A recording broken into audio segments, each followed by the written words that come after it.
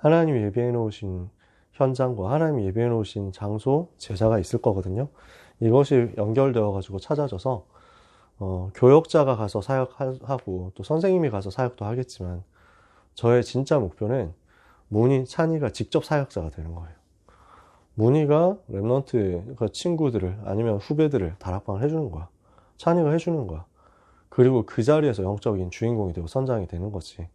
가능하냐? 얼마든지 가능하지. 초대교회는 그랬으니까.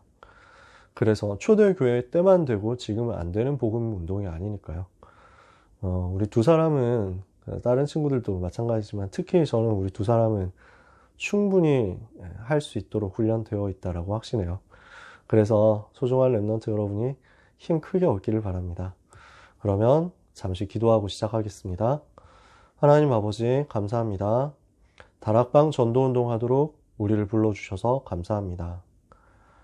초대교회 이후에 수많은 개인과 단체도 있었고 수많은 운동도 있었지만 랩넌트가 일어나서 랩넌트를 살리도록 성경에 있는 복음을 증거하고 전달하며 현장에서 말씀운동 펼치는 일들은 초대교회 이후 교회사에 없었는데 이것을 회복하도록 이 시대에 우리를 불러주셔서 감사합니다. 문 닫는 한국과 세계교회 살릴 수 있을 만큼 무너져 있는 현장을 회복할 수 있을 만큼 우리 랩넌트들에게 오늘 성령의 충만함을 우리 사역자들에게 오늘 성령의 충만함을 허락해 주시옵소서. 예수 그리스도의 이름으로 기도합니다. 아멘. 오늘 전도훈련 교재 2단계 1부 9강인데요. 제목이 다락방 운동이에요. 그러면 이걸 두고 성경 구절을 유 목사님이 사도행전 17장 2절을 쓰셨거든요. 이 구절은 뭐냐면 회당에 들어가서 새 안식일 동안 바울이 성경을 가지고 강론하며 뜻을 풀어 그리스도가 해를 받고 죽은 자 가운데서 다시 살아나야 할 것을 증명했다라는 구절이에요. 그 이후에 나오는 내용이 내가 너희에게 전하는 이 예수가 곧 그리스도라 하는 내용이거든요. 자, 테리미도 반갑고요. 그래서 우리 랩넌트를 통해서 다락방 운동이 일어났을 때 뭐가 일어나야 되느냐? 예수가 그리스도이심을 정확하게 전달하는 증명운동이 일어나야 되겠습니다. 그래서 다락방이 뭐라고 했는지 여러분 기억나시나요? 다락방의 정의, 다락방의 그 디피니션이 뭐죠? 내가 있는 현장에 하나님의 목적과 계획이 있는 줄 믿고 전도의 지역으로 침투해 들어가서 전도의 목적으로 펼치는 성경 공부 활동이다. 이게 다락방에 대한 유 목사님이 내린 정의예요. 내가 있는 현장에 하나님의 계획을 믿고 전도 운동을 위해서 펼치는 말씀 운동이 다락방이거든. 이 일을 누가 할 수 있느냐 하면 성경에 보니까 평신도들이 했다는 거예요. 그래서 지금 우리가 이 모임을 가지거든요. 그래서 여러분 월요일날 또 전도학교도 하거든요. 왜? 그리고 우리가 토요일날 신학원 훈련도 받고 하거든요. 그래서 신학원의 목적, 전도학교의 목적, 지금 전도 요원 훈련의 목적 공통점이 뭐냐면 랩넌트 여러분을 전도 제자, 전도 사역자, 다락방 사역자로 세우기 위한 거예요. 토요학교 같은 경우는 포커스가 좀 달라요. 토요학교에서는 기도 훈련, 그리고 선교에 대해서 눈 열어주는 그런 훈련, 237에 대한 훈련을 시키죠. 그리고 독서 포럼이라든지 이런 기본기를 다지잖아요. 그래서 토요학교 같은 시간은 그래서 모든 사람 다 와도 돼. 누구나 다 와도 돼. 근데 신학원, 전도학교, 전도요원 훈련 이 시간의 공통점은 누구나 오는 시간이 아니에요. 이해하는 사람만 올 수 있어요. 알아듣는 사람만 올 수 있어요. 그러니까 오픈해도 아무나 못 들어온다니까. 올 수 있는 사람만 오지. 사역자들을 세우기 위해서 그렇습니다. 랩넌트가 평신도 전도 제자로 서서 자기 현장 살리는 다락방 펼쳐야 되겠다는 거예요. 그래서 마가 다락방에서부터 바로 이 일이 시작되었거든요. 사도행전 2장 3,000 제자 중심으로 현장에서 평신도들이 일어나서 말씀운동한 거예요. 사도행전 6장에 7 집사님 세워가지고 중직자 세워서 전도운동한 거죠. 그랬더니 그 중직자 중심으로 해서 스데반 같은 순교자도 나오고 빌립 같은 전도자 나와서 사마리아 복음하죠. 그리고 사도행전 18장에 보니까 브리스길라 아굴라 같은 중직자가 나오잖아요. 이 사람들이 제자로 서니까 어떻게 됩니까? 아볼로라는 목회자를 팀 사역해가지고 전도자로 세울 만큼 응답이 옵니다. 그래서 로마서 16장에 나오는 그런 다락방 전도 운동할 수 있는 사역자가 세워져야 된다는 거예요. 렘넌트가 여기 있는 우리 평신도, 교사, 사역자들이 전부 전도 운동 지휘할 수 있는 현장 지도자로 세워져야 되겠습니다. 이 일을 위해서 성경에 보니까 근거가 확실하게 있단 말이죠. 우리 주님이 명령하신 거예요. 마태복음 5장 1절 예수께서 산에 올라가 앉으시니 제자들이 나아온지라 이에 입을 열어 가르쳐서 말씀하신 것이 산상수훈이었어요. 주님의 눈이 어디에 향해 있었냐? 제자에게 향해 있었다는 거예요. 그래서 마태복음 28장 19절에도 모든 민족을 제자로 삼아라. 이게 주님의 관심이고 주님의 명령이었어요. 그래서 주님이 명령하시고 주님 관심 가진 게 제자. 사도행전 2장 41절 마가다락방에서 3천 제자가 세워지죠. 그래서 이 3천 제자 중심으로 현장에서 말씀 운동이 계속 일어나는 거예요. 주님의 관심과 주님의 명령이 제자였고, 그래서 사도행전에 초대교회에서 자꾸 일어난 운동이 평신도 제자, 평신도 사역자들을 일으키는 운동이었어요. 사도행전 6장에 7 집사를 세웠죠. 사도행전 9장에는 바울이라는 제자를 부르기 위해서 사도행전 9장 10절에 아나니아라는 지역 제자를 예비하셨죠. 사도행전 11장 26절에 그리스도인이라 일컬음 받을 제자들을 따로 세우시죠. 사도행전 14장에 그래서 바울은 가는 곳마다 제자들을 따로 세우고 중직자로 확립해가지고 이 사람들에게 지역 전도를 위탁하거든요. 그러니까 마가다락방에서부터 일어났던 전도 사역이 평신도 제자를 일으키는 사역이었다는 거죠. 이 운동이 확산되면서 안디옥에서 또 바울팀 선교 여정에서 계속 일어난 운동이 제자운동.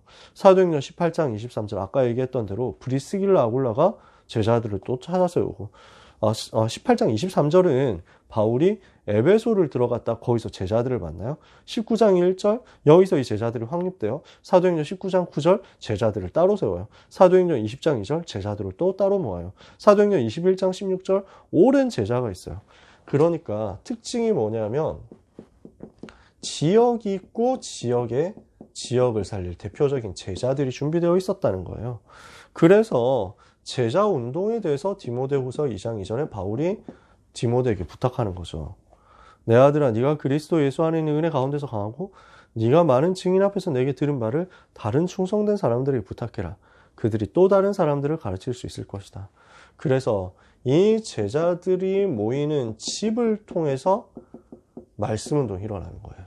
그래서 오늘 우리 현장에서 다락방이 일어나야 되는 거죠. 교회로 데리고 오는 것 이전에 현장으로 가야 돼요. 현장에서 말씀 운동이 펼쳐져야 되는 거죠. 이 일이 세계복음화의 운동으로 지금 로마를 정복한 이후에 우리에게까지 흘러왔다는 거예요. 이게 성경이 말씀하는 다락방 운동이거든요.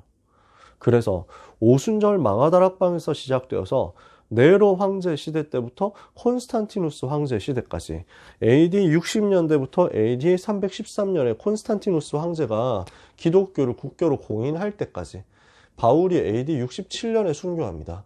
이게 네로 황제 때입니다. AD 313년에 콘스탄티누스 황제가 기독교를 공인합니다. 이걸 밀라노 칙령이라고 하거든요. 이거는 기독교를 인정한 거예요. 이제는 기독교 믿어도 핍박하지 않는다라는 거고요. 외울 필요는 전혀 없습니다. AD 381년에 테오도시우스라는 믿음 좋은 황제가 있었습니다. 이 사람이 명령을 뭘 내리냐면 기독교만이 우리 제국의 유일한 믿음이 되어야 된다. 예수 그리스도가 로마의 진정한 주인이시다. 이걸 선포합니다. 너무 멋지죠? 문제는 국교화가 되어버리면서 가짜들이 이제 생기게 되었다는 거지만 황제 본인은 뜨거웠어요. 자, 무슨 말이냐면 네로 황제 때부터 대체로 대표적인 10명의 황제들이 250년 동안 기독교를 박해했어요. 수많은 사람들이 이 속에서 처형당했죠. 화형당하고 짐승한테 잡아먹히고 십자가에 못 박히고 목이 잘려서 죽고. 그런데 복음은 없어지지 않았어요. 결국 그 로마를 정복한 거예요. 그리고 복음이 끊겨요. 1500년 만에 복음을 회복한 팀이 나왔어요. 그게 루터를 비롯한 종교 개혁자들이었어요. 그래서 오순절 마가다락방에서 시작된 운동이 네로를 넘어서 콘스탄티누스까지, 그리고 중세를 넘어서 종교 개혁으로 루터와 칼빈이라는 팀들이 일어날 때까지, 이게 지금 313년이잖아요. 오순절 마가다락방이 AD 30년 정도로 보거든요. 250년 만에 로마를 정복한 30년의 복음 운동이 일어나서 AD 60년쯤에 로마에 바울이 복음 들고 들어가죠. 그리고 67년에 순교하고 250년 만에 로마 정복. 근데 복음이 변질되어 버리죠. 그 변질된 복음을 1517년부터 루터라는 사람이 일어나서 회복한 거예요. 그 이후에 어떻게 됐습니까? 웨슬리 같은 사람이 나옵니다. 무디 같은 사람이 나옵니다. 이렇게 해가지고 18세기, 19세기에 복음을 회복시키고 전도운동을 합니다. 또 사라집니다. 그랬다가 이 복음운동의 흐름이 웨일즈를 거쳐서 한국에 들어오게 됩니다.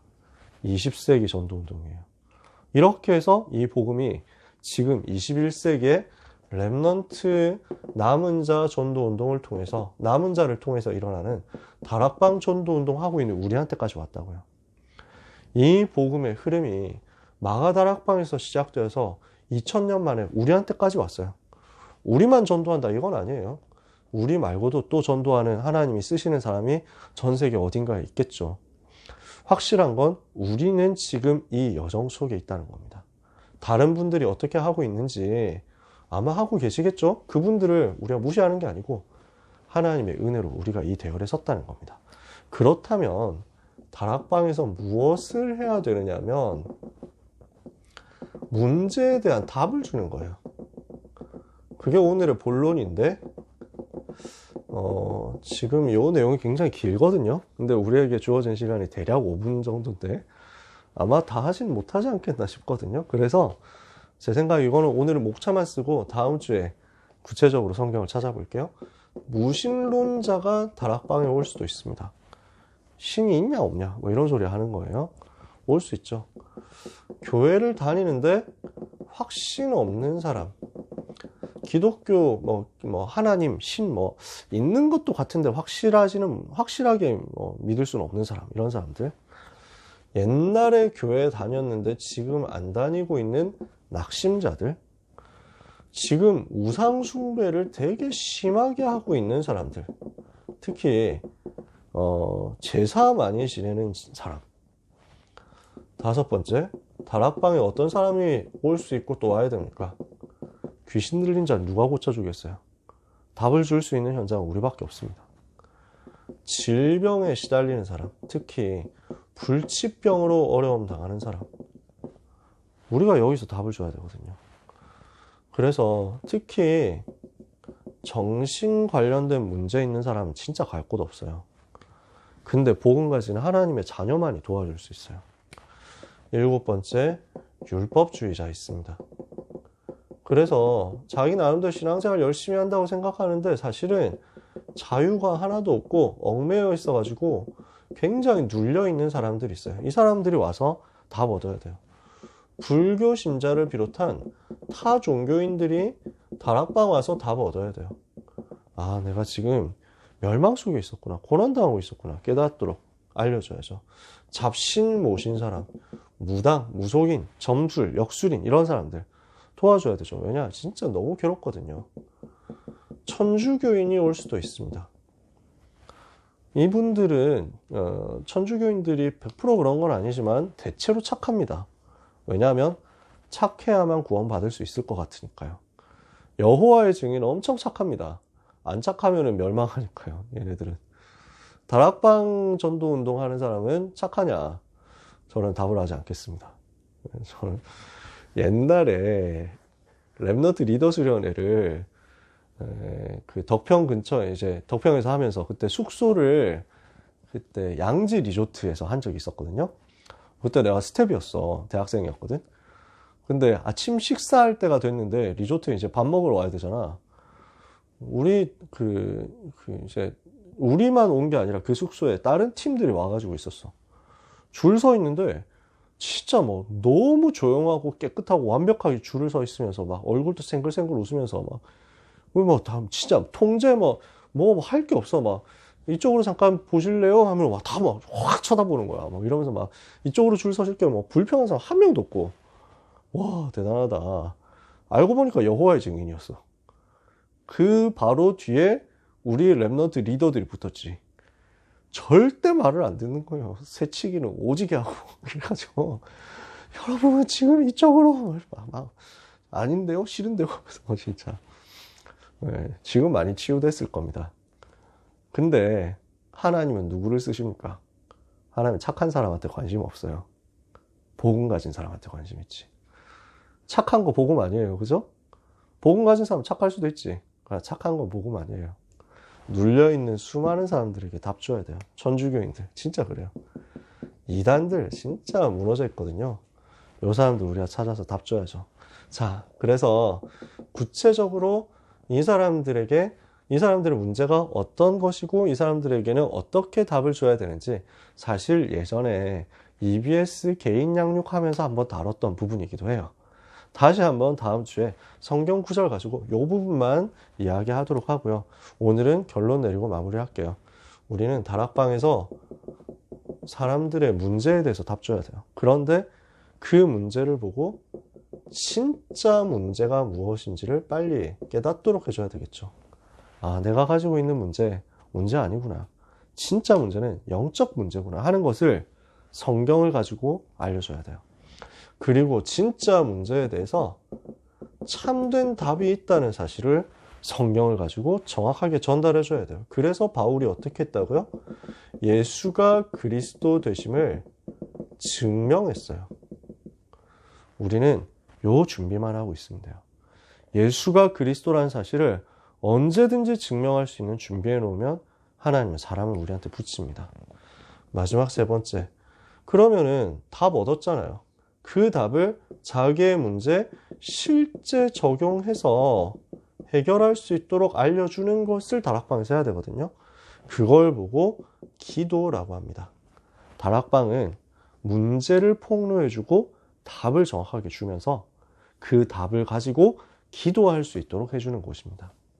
이것을 마음에 담고 우리가 먼저 이 응답을 찾아내서 다락방 운동할 수 있는 사역자로 세워지는 응답 이번 주에 받게 되기를 바랍니다. 기도하겠습니다. 하나님, 귀한 랩넌트 전도 제자들이 이 자리에 있습니다. 우리 선생님들, 부모님들, 또 귀한 사역자분들 이 자리에 있습니다. 평신도 전도운동 하게 해 주옵시고 랩넌트 중심이 되어서 랩넌트가 랩넌트 살리는 전도운동 하게 하여 주시옵소서.